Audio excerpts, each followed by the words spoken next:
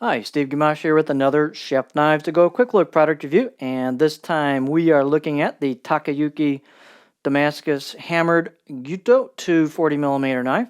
This line of knives has a core steel of VG10 stainless, very popular steel. The heat treat rating is about 60 Rockwell on that core steel, and the construction is a multi-layered stainless cladding with a hammered tsutsime finish over the top of that, so a sandwich on either side of that core steel. And the weight on the knife is 230 grams or 8.1 ounces. Blade length on this one was right at 240, about 9.5 inches, and the overall length on this knife was just under 15 inches. The spine thickness on this one, at the back of the blade or the chin here, it's about 1.85 millimeters.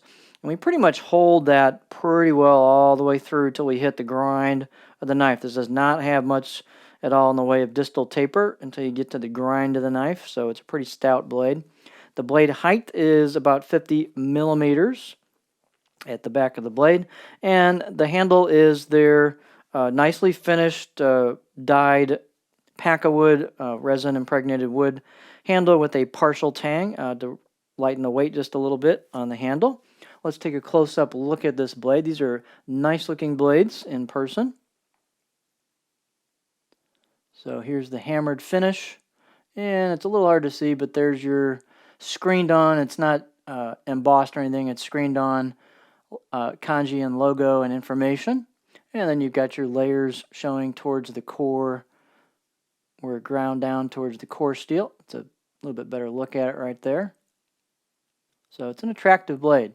Here's your spine again. We pretty much just hold that spine all the way until you hit the grind of the blade, then down towards the tip. Handle fit and finish is very good. Smooth all the way around. And you can see the tang. It's not a full tang, so they lighten the weight a little bit. So it's a partial tang. Let's back off a little bit here, and we'll take a look at the knife on the cutting board. By the way, balance point on this is right about there, so just slightly in front of the bolster, which is a good compromise for either a pinch grip, slightly behind your pinch grip, or a racket grip, hammer grip, slightly in front of that. So it's a good compromise, I think, balance point-wise.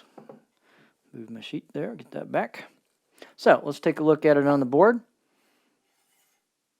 I did test this knife out to see what these were all about, and it's a good performing blade. It's a solid performer.